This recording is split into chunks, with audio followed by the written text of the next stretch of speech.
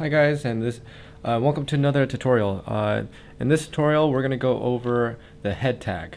So I know I sort of skipped over it at the beginning because generally it's not really an interesting subject. So we went over how the head tag, in the head tag you can add a title and style, but there's also some other things. So I'll go over those things. Okay, so you know how we have this style tag right here, and it contains all our CSS, and the style tag has to go inside the head tag. Well, there's a cool little feature that HTML has. It's called the link tag, or sorry, link element, or I guess we can call it the link tag. And what we do is we set the rel attribute to style sheet to tell that we're going to try to link a style sheet. Did I spell that correctly? Yes. Okay. And then we have to give it an h reference. Oops. And that's going to be where our CSS file is going to be. So we can say something like main.css, okay? And it's its own beginning and end tag, so we can leave it like that, just with a slash after or right before the greater than sign. And so what this is basically saying is it's going to link this page to a style sheet called main.css. And if it was in a path, we would just go something like, I don't know, css/main.css, or we can do the same thing, like if it's a website, we can do http/blah blah blah www. Blah blah blah.com/main.css, something like that. So anyways, it just links your style sheet to your page, and your style sheet will just be pure CSS like this. So that's why you don't have to have all the CSS in your HTML file. You can just link it to each of your HTML files, and then it applies the CSS to your whole page, which is really nice. So that's how I like doing things. I really like the link tag. So the next one is the meta tag, and the meta tag has several functions. So the meta tag is just like this, meta, right? And to determine like what type of meta it is, we just set the name. So for example, this just keeps track of all the metadata. So like words, like keywords and like descriptions, things like that, like a char set, and maybe, I don't know, the author. We can set really whatever we want, but it's just really used to like be optimized for like search engines and things like that. So we can set what keywords we want associated with this page and our website. And the way we do that is, first we set the name attribute to keywords, not keyword. And then in our content, we have to put our tags separated by a comma.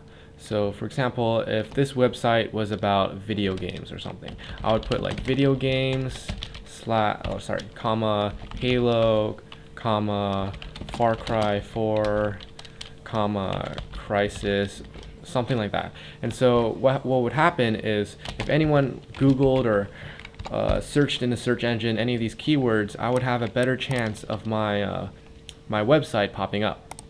And notice you can't just spam keywords like this. I think Google's smart, so they know if you're just spamming things. So that doesn't really work. I probably spelled crisis wrong. I don't know. I forgot if it's spelled with a Y or not, the game. Okay, so the next metadata is the description. So when you Google things like, okay, let's Google for a chocolate recipe or something. Chocolate chip cookie recipe. Okay, so you know how like when you Google things, there's a title of the link, and then there's like a description right here. So that's basically what we're adding. We're adding the description with the metadata. So this is what our users will see when they Google our website, and what they'll read as the description. So this is also pretty important. And the search engine will also search in this content for any keywords and things like that to try to better match up your website when people Google things.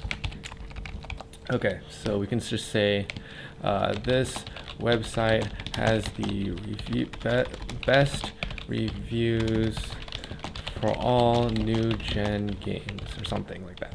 Okay, so now we have a description.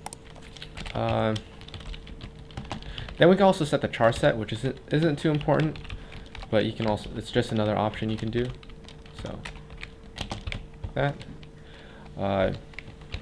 you can also set the author. So So I don't know if you're making a website for someone and you want to put yourself as the author or something, like let's say salad raider here. So now I'm the author of it. You can also set that, and really whatever you want. Okay, so that's basically that, the meta tag. There's also another useful tag that you can put in the header. You can also put outside the header, but it's a little bit more organized to put it in the header. It's called the script tag, not the style tag, sorry. Script. I don't know why I put style. Okay, so what the script tag does is it basically allows you to put JavaScript. That's the main purpose. I think you can add different things, but the main purpose of it is to add JavaScript. So you can actually just leave it like this and add no attributes, and like if you type JavaScript in here, it'll be fine. But I think it's better if you just want to be OCD or whatever. You can just say type equals text/JavaScript. So this tells HTML exactly what type of script you're going to have. And then you can start typing JavaScript in here, like document dot whatever. Okay, and then make it do stuff. So that's a neat little tool you can use in HTML. And I'm not going to go over JavaScript in this series. I probably will after I finish this series. JavaScript is really important, especially when you're trying to create like dynamic websites and things like that. So that's another really important element to learn if you're going to make any type of website. So anyways, I hope you learned something in this tutorial.